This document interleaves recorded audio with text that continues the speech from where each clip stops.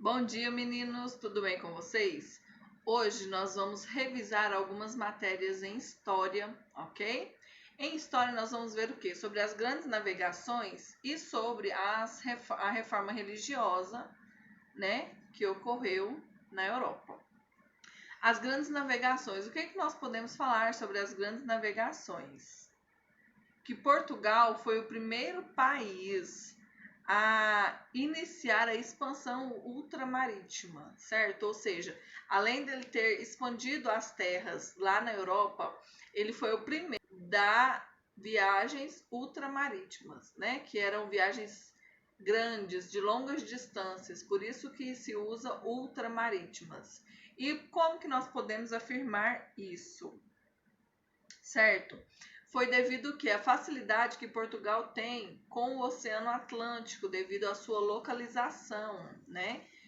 Portugal é litorâneo, então ele tem facilidade de acessar quem? O oceano.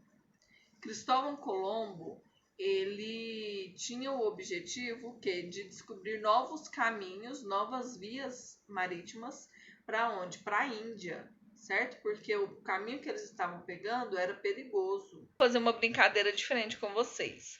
Eu vou fazer as perguntas, vou falar algumas afirmativas e quero o quê? Que vocês respondam, tá bom? E eu vou colocar a resposta depois que eu perguntar para vocês, mas eu quero que vocês pensem um pouquinho, tá bom? Vamos lá. Primeira, produtos raros na Europa utilizados para temperar alimentos. Quais eram esses produtos? Vamos pensar aí. Outra, tratado firmado entre Portugal e Espanha em 1494. Essa tá muito fácil. Pode pensar aí e responder. Instrumento de navegação proveniente da cultura árabe. Essa tá um pouco fácil, mas não tá difícil. Riqueza encontrada na América e levada pelos espanhóis em grande quantidade para a Europa. Então, essa que eles querem saber são as riquezas que foram levadas pelos espanhóis e não pelos portugueses, tá bom? Reino que saiu atrasado para as viagens marítimas e conquistou terras na América do Norte, ou seja, aquele reino que demorou um pouquinho mais para realizar suas viagens marítimas. Navegador que acreditava na esfericidade da Terra, ou seja, ele acreditava que a Terra era uma esfera e não plana, igual alguns acreditavam na época. Continente cujo litoral ficou mais conhecido a partir das viagens dos navegadores portugueses. Qual continente ficou mais conhecido através das viagens dos navegadores portugueses? Invenção portuguesa que facilitou as viagens marítimas. Na primeira a gente falou sobre anteriormente a gente falou sobre a invenção dos árabes e agora portuguesa. Mas que ajudou o quê? Nas viagens marítimas, na velejação. Acho que é isso.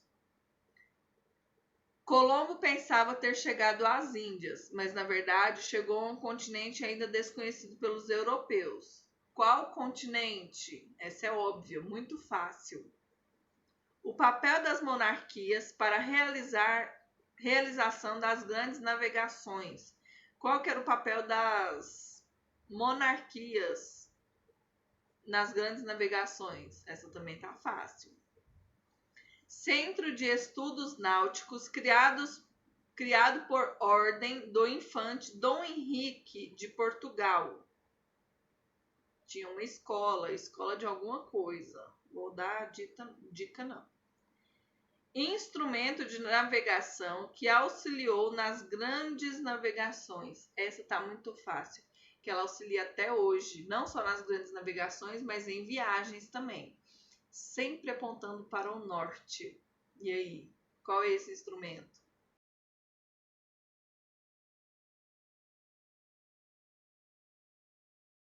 Agora eu vou ler um trechinho para vocês, onde fala sobre o quê? Sobre a diferença entre a expansão marítima portuguesa e a expansão marítima espanhola no século XVI, tá bom?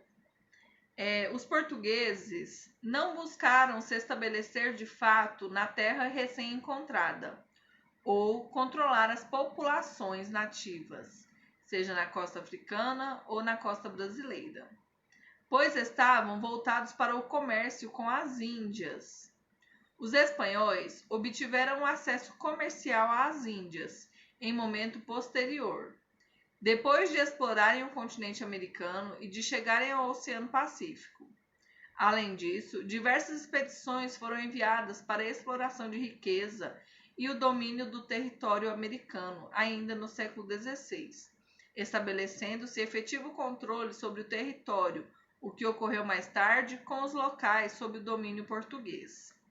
Então, isso está mostrando qual foi a diferença entre a corrida, né, da conquista, entre a expansão marítima portuguesa e espanhola. Qual foi a diferença deles? Por quê? Eles acreditavam que os portugueses estavam em busca de um novo caminho para as Índias, né? E a Espanha não, a Espanha já tinha um certo conhecimento da existência da América, porque vieram depois dos portugueses. E a intenção dos portugueses era diferente da intenção dos espanhóis, né? Que a princípio era só de comércio, porém Portugal teve outras intenções de colonização, de extração de minério, né? Do ouro mais especificamente. Então essa é a diferença entre a Espanha e Portugal na expansão marítima e na colonização. Tanto que no Tratado de Tordesilhas, a Espanha ficou com um pedaço bem menor, né, da divisão. Por quê? Porque Portugal foi meio que invadindo a parte da Espanha. Número 1. Leia a obra a seguir. Então, gente, o que podemos reparar aí nessa obra? É uma mulher, né, uma camponesa. A gente sabe que ela é camponesa porque ela está com um saco que provavelmente deve ser mantimentos para usar como forma de pagamento. Pagamento de quê? Esse senhor que está sentado aí, provavelmente ele era um padre jesuíta da época. O que eles faziam muito, que foi proibido? Era a venda de indulgência, ou seja, a venda do perdão. Então, o que essa mulher está fazendo? Ela está comprando uma indulgência plenária, né? Ou seja, comprando o perdão dos pecados que ela cometeu. O que era essa indulgência plenária? Quando o fiel se confessava com o sacerdote, o padre passava uma penitência para ele fazer. Na maioria das vezes era rezar algumas orações ou fazer alguma caridade para alguém necessitado.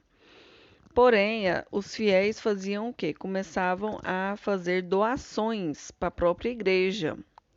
Como os padres na época, né, viram isso de uma forma vantajosa, então eles resolveram começar a vender esse perdão, né? Já que as pessoas estavam dispostas a pagar, então eles começaram a vender.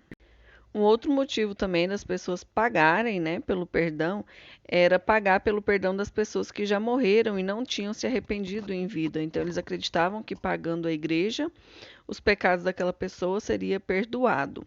Esse foi um dos motivos que os religiosos reformadores da época romperam com o catolicismo no decorrer do século XVI. O livro de vocês apresenta o pensamento de Martinho Lutero resumido em 3 etapas, ou 3 ideias principais. Eu vou lê-las para vocês, tá bom? Aqui nós temos a salvação pela fé. O que seria essa salvação pela fé? Ele acreditava que a pessoa não precisava pagar a indulgência plenária para ser salvo. Ele acreditava que somente com a fé em Deus o fiel conseguia a sua salvação. Sacerdócio universal. Martinho Lutero não acreditava que as pessoas ligadas ao clero eram superiores. Ele acreditava que qualquer um era sacerdote, desde que tinha o quê? Fé em Deus. Para Martinho Lutero, a crença em Deus estava acima de tudo. de qualquer hierarquia ou dogma, e isso é verdade, né? Até porque é o nosso primeiro mandamento, amar a Deus sobre todas as coisas. Porém, na época, a igreja saiu um pouco dos limites, né, da questão religiosa. Infalibilidade da Bíblia. O que Martim Lutero acreditava sobre a Bíblia? A Bíblia ela era restrita somente à Igreja Católica, né? Somente aos sacerdotes, bispos e pelas pessoas que eram formadores da Igreja Católica, do catolicismo na época. Ele acreditava que a Bíblia ela deveria ser aberta ao público, realmente, ela deveria ir ao conhecimento de todos. E também foi um dos motivos pelo qual Lutero traduziu a Bíblia do latim para o alemão. Por quê? A Bíblia antigamente era feita em latim, escrita em latim. As missas eram rezadas em latim. Porém, Lutero acreditava que o quê? Como a Bíblia deveria ser liberada para todos, então ela deveria estar na língua deles, né? Na interpretação deles. Por isso ele traduziu a língua para a Alemanha, para o alemão. Inclusive, ainda hoje existem igrejas católicas que têm a celebração da missa em latim. É só uma curiosidade, tá? Há padres ainda que celebram a missa em latim. Porém, não é muita gente que gosta. Falamos muito de Lutero porque ele foi o precursor da reforma do catolicismo. Porém, não foi só ele, nós tivemos quem também? João Calvino, né, que criou a igreja calvinista. João Calvino, ele acreditava o quê? Na teoria da predestinação. Ou seja, não adianta você comprar sua indulgência plenária, não adianta você ter fé em Deus, não ia depender nem da fé que os homens tinham em Deus para ele ser salvo. Por quê? Calvino acreditava que Deus, né, Deus já tinha predeterminado quem seria salvo e quem não. Por isso que é a teoria da predestinação, porque as pessoas já estavam predestinadas a serem salvos ou não, de acordo com Calvino. Outra coisa que Calvino fez também foi retirar o que? As imagens dos santos das igrejas e aboliu o ritual da missa. Ele simplesmente só lia a Bíblia durante os cultos prestados, né, a Deus.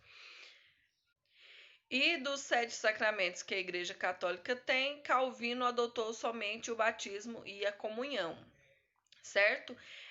Calvino foi muito mais radical em relação às mudanças da Igreja Católica na época do que Martim Lutero. Martim Lutero não queria criar outra religião, como vimos, né? Porém, despertou outras pessoas, assim como Calvino, a criarem suas próprias religiões.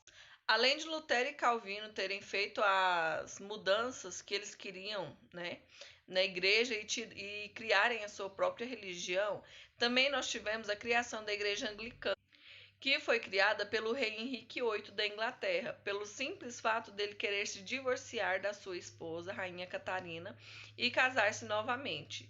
Esse ato era proibido na época, né, pela Igreja Católica, e se ele o fizesse, ele perderia todo o apoio dos bispos e do Vaticano, né, perdendo assim o apoio do líder maior da Igreja Católica, o Papa. Por isso ele resolveu o quê? Criar outra igreja para ele, outra religião para ele, que é a religião anglicana. Agora eu vou ler para vocês um trecho onde fala de 4 ações que a Igreja Católica tomou para a contra-reforma, né? Porque teve a reforma religiosa através de Martim Lutero, Calvino, Henrique VIII. E a igreja tomou o quê? A contra-reforma. Lembra que foi a partir da arte barroca também? Eles utilizaram a arte para isso. Então eu vou ler um trechinho para vocês que conta um pouco essa história, tá bom? Em vez de promover algum tipo de conciliação com os fiéis, a igreja adotou o caminho da rigidez, da intolerância e do endurecimento de sua posição. A Igreja Católica fez a retomada do Tribunal do Santo Ofício, instituição medieval que combatia os heréticos. A Inquisição julgava aqueles acusados de heresia de qualquer tipo, inclusive bruxaria e ligações com o diabo, condenando-os muitas vezes à fogueira. A heresia, gente, nada mais é do que você discordar das coisas da Igreja Católica na época. Também criaram a Companhia de Jesus, por Inácio de Loyola. A companhia tinha a função de catequizar os povos considerados pagãos e teve atuação fundamental nas terras do chamado Novo Mundo, levando a fé aos nativos. Os jesuítas, como ficaram conhecidos, foram responsáveis por boa parte da educação promovida no Brasil colônia por muitos anos. Concílio de Trento, realizado entre 1545 e 1563. Foi uma espécie de assembleia em que se estabeleceram alguns dos princípios da Igreja, como os 7 sacramentos, a crença e o culto aos santos, a veneração de imagens, a autoridade incontestável do Papa e o celibato clerical. Também tivemos a publicação do Index Librorum Prohibitorum. A lista indicava os livros e as publicações de leitura proibida aos fiéis.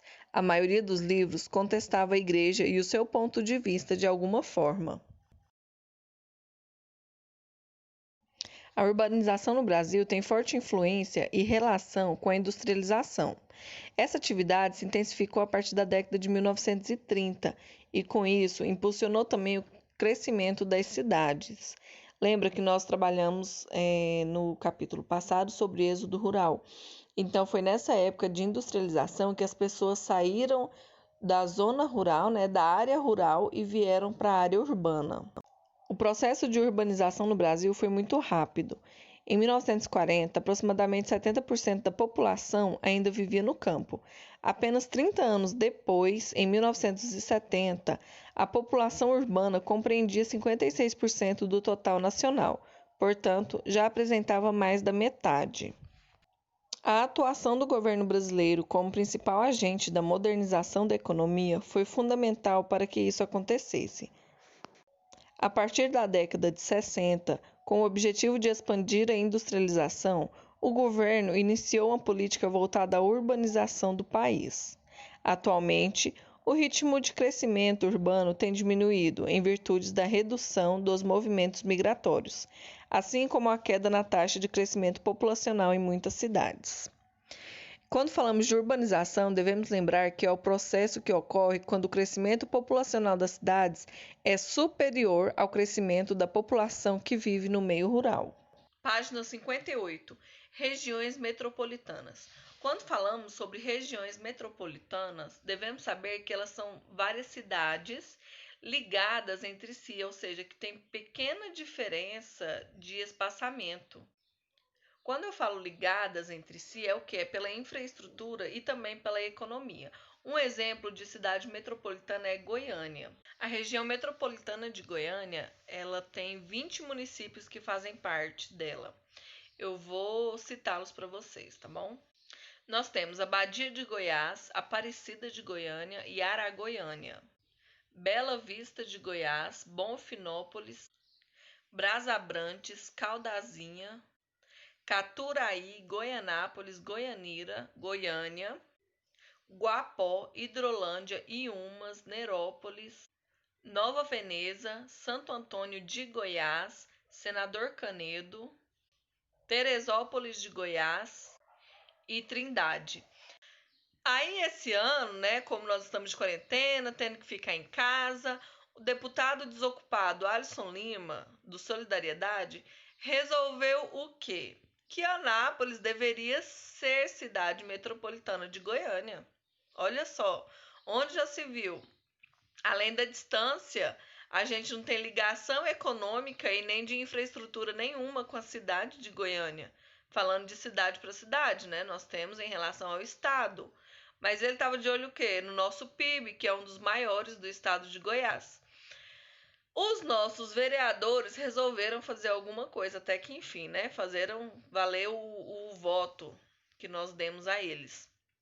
E não aceitaram, porque não tem condições Anápolis fazer parte da cidade metropolitana de Goiânia.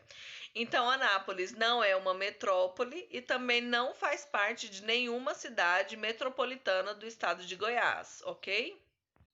Esse crescimento desenfreado da urbanização das cidades causa o quê? Problemas socioambientais. Com o crescimento das cidades, o que aconteceu? A verticalização das cidades. O que é isso? Construção de prédios de moradia verticais. E também tivemos o que? O aumento das construções horizontais. O que são? Casas, certo? E isso, para a gente construir, o que, que a gente tem que fazer? Desmatar. Então, muitas vezes nós vemos o quê? Crescimento e criação de loteamentos nas saídas das cidades e nas entradas. E essa expansão ocorre o que eu falei para vocês, né? Que é a redução das áreas verdes. Um dos problemas mais graves disso é a carência e a precariedade das habitações que são construídas. Com isso, o Brasil enfrenta um enorme déficit habitacional, ou seja, de moradias. Por isso que no Brasil há tantos moradores de rua. Esse crescimento das grandes cidades às vezes trazem prejuízo também na qualidade de vida. Como assim? Por causa do descarte incorreto de lixos e também da poluição atmosférica, hídrica e sonora. Porque cidade grande, que tem movimento à noite, que tem vida noturna, ela não para igual aqui em Anápolis, que é um silêncio de noite. Você vai em Goiânia mesmo, 24 horas carro na cidade, mercado aberto de madrugada, em Brasília também. Eu nem vou dar o exemplo de São Paulo e Rio, porque é bem mais longe para nós, né? Daqui a Brasília é 1 hora e meia, então dá para vocês terem uma noção mais ou menos de como realmente é uma cidade grande e uma cidade que funciona 24 horas. Por isso que eles falam do prejuízo da poluição sonora, da poluição hídrica, né, das águas e da poluição da atmosfera, que é o quê? A emissão de gases, né, devido aos automóveis que tem em grande quantidade nessas cidades.